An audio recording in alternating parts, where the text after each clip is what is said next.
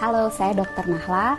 Lagi-lagi saya akan ngomongin tentang COVID-19 atau yang mungkin lebih dikenal sebagai virus corona. Mudah-mudahan belum pada bosan dan jangan sampai bosan dulu karena banyak sekali informasi sekarang yang beredar, belum tentu betul, masih banyak hoax-hoax yang harus dibasmi, dan bagi teman-teman yang bisa mendapatkan banyak informasi, semoga dapat juga meneruskan informasi ini karena apa yang kita lakukan harus kita mulai dari diri kita sendiri dan kita ajak teman-teman di sekitar kita untuk melakukan hal yang sama. Yang mau kita bahas dan mau saya tekankan sekali lagi adalah bahwa virus corona ini atau yang dinamakan virus SARS-CoV-2 ini adalah virus yang sangat baru. Apa dampak dari fakta bahwa ini adalah virus yang baru?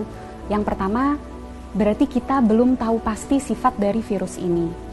Yang kedua, kita belum tahu pasti efek dan berapa lama efek yang akan disebabkan oleh virus ini. Yang ketiga, belum ada obat yang betul-betul efektif untuk melawan virus ini. Yang keempat, belum ada vaksin yang bisa mencegah seseorang untuk tidak terinfeksi virus ini. Jadi itu yang teman-teman harus selalu ingat. Informasi ini bukan untuk membuat teman-teman panik, tapi untuk membuat teman-teman lebih waspada bahwa memang apa yang sedang kita hadapi ini betul-betul nyata. Dan bersama-sama kita bisa mencegah penularan virus ini lebih luas. Secara umum ketika virus masuk ke dalam tubuh kita, gejala yang ditimbulkan itu mirip-mirip. Demam, sakit kepala, lemah, letih, lesu, pegel-pegel, seperti itu. Bagaimana dengan virus yang masuk spesifik langsung ke infeksi saluran pernafasan? Ada pilek, hidung meler, hidung tersumbat, nyeri tenggorokan, batuk, sesak nafas, nyeri dada. Gimana dengan virus SARS-CoV-2 atau virus corona? Gejalanya sangat bervariasi. Jadi gejala-gejala yang tadi saya sebutkan itu bisa ada pada orang yang terinfeksi virus ini. Dan juga jumlah gejala yang timbul itu juga bervariasi. Apa sih yang menyebabkan gejala ini sangat bervariasi? Daya tahan tubuh masing-masing orang.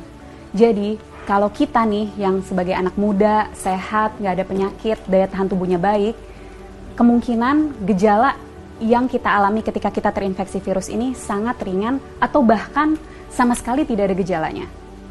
Sekali lagi saya tekankan, orang dengan daya tahan tubuh yang baik itu bisa tidak ada gejalanya walaupun virusnya sudah ada di dalam tubuh kita. Dan orang dengan daya tahan tubuh yang baik, dia mampu menyembuhkan dirinya sendiri karena pada dasarnya virus itu memang self-limited disease. Jadi daya tahan tubuh kita sendiri bisa membasmi virus itu. Bagaimana dengan orang-orang dengan daya tahan tubuh rendah? Tentunya akan dapat mengalami gejala yang lebih berat, bisa sampai sesak nafas, bahkan bisa sampai menyebabkan kematian. Siapa saja sih orang-orang yang kita tahu daya tahan tubuhnya rendah? Yang pertama, orang tua yang usianya di atas 60 tahun. Yang kedua, orang-orang dengan penyakit penyerta. Penyakit penyerta itu apa?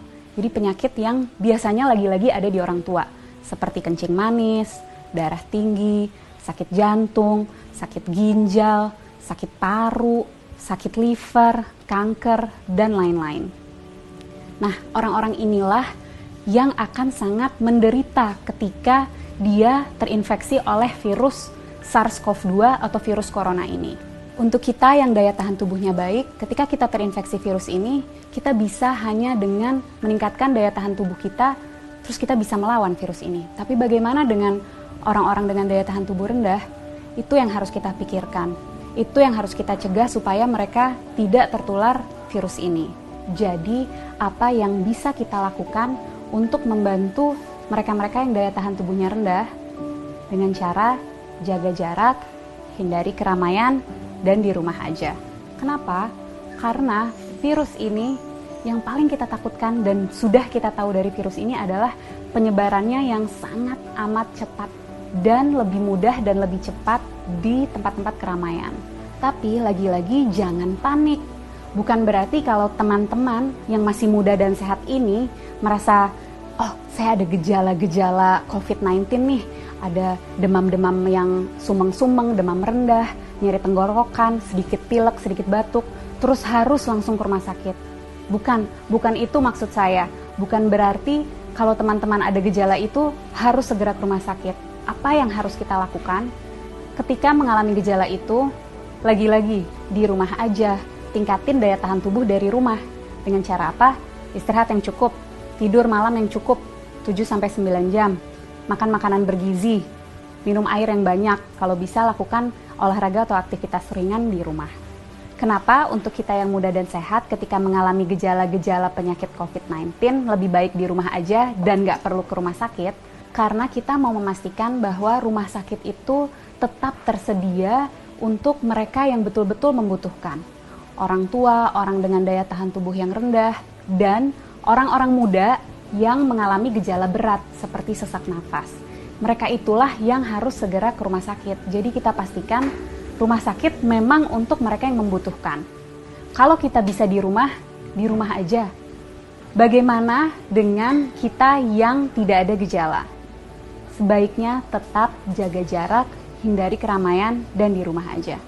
Kenapa? Karena seperti yang tadi sudah sempat saya jelaskan, orang dengan daya tahan tubuh baik bisa jadi tidak menimbulkan gejala apapun.